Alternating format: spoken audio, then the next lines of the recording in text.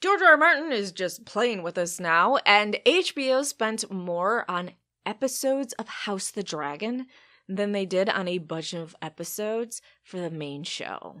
You absolute madmen.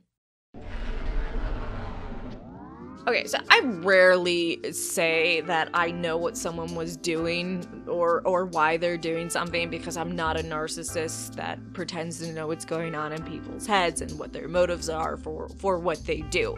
But I'm like 99% sure that George knew exactly what he was doing when he made this post. So George R. R. Martin posted a blog on his Not a Blog section of his website, and he titled it The Winds of June. Now, if you read a post from George R. R. Martin and it was titled The Winds of June, your brain would go, holy shit, Winds of Winter is coming out this June. And you just lose your mind. I would lose my mind. But then you would read what he actually wrote after the title, and it's about a show called Dark Winds that his friend is making and will premiere on AMC this June. How many people do you think saw the title of his Not a Blog post and just got so excited? Like, there was so much happiness. There was a reason to keep going on. And then they read what he wrote, and they just fell into despair. I mean, I'm not saying that this meme is accurate, but at the same time, aren't I? But at the end of the day, George has Winds done, but he's never gonna release it. You see, in George's will, it says to release a certain YouTube video when he passes. That YouTube video will show him holding up the only copy of both Winds and Spring and lighting it on fire. As they burn, he'll slowly raise his middle finger.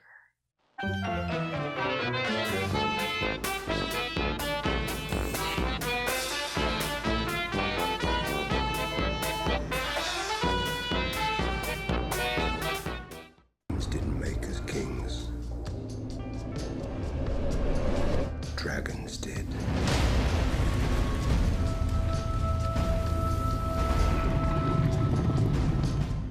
House of the Dragon, which premieres August 21st and features the absolute goddess Rhaenyra Targaryen in her quest to keep hold of her rightful throne. Well, it has 10 episodes, and we recently learned that they tried to keep each episode's budget under $20 million. They had to try to keep the cost of each episode under $20 million. Hey, here's a fun game. Let's look back at the budget of each episode for different seasons of the main Game of Thrones show. Okay, so the first couple seasons of Game of Thrones, they had a budget of $6 million per episode. There were special exceptions, such as, the Battle of Blackwater Bay, where they got an extra $2 million to do that. Season 6 had a budget of $10 million per episode. Finally, the final season of Game of Thrones was $15 million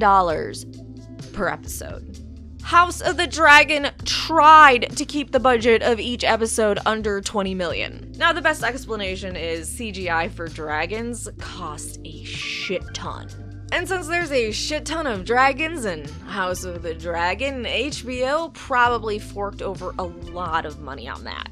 Hell, if you looked at the leaked images, we know there are quite a few dragon scenes. And you know what's absolutely funny about the whole under $20 million per episode? It was said that HBO is a well-oiled machine when it comes to Game of Thrones and shows like it, so they actually save quite a bit of money because they have it down. They have the basics. So they are able to save money, but still that had that high of a budget. Oh my god. I'm gonna stroke out about season 1 of House of the Dragon, I'm sorry. You know, I'm talking, oh wow, 20 million per episode or trying to keep it below it, but if you think about it, Amazon's Lord of the Rings is about, what, 58 million per episode, which is just absolutely insane. So I guess compared to Amazon's Lord of the Rings, Rings of Power budget, House of the Dragon looks like a child's play production. Lastly, let's talk about the Icefire Con, which had David J. Peterson, who is the gentleman who created the language of the Dothraki. So at the convention, he did some panels, and I really hope that he stayed safe, sir, because your brain is brilliant. So here's some fun stuff he shared. There was almost a Iceni language, but it didn't work out. He created a language for the Andals for Blood Moon, so that exists. He wrote and recorded for the Children of the Forest language that we had in season 6, and he intentionally wrote and recorded for characters to speak a different language poorly in the show.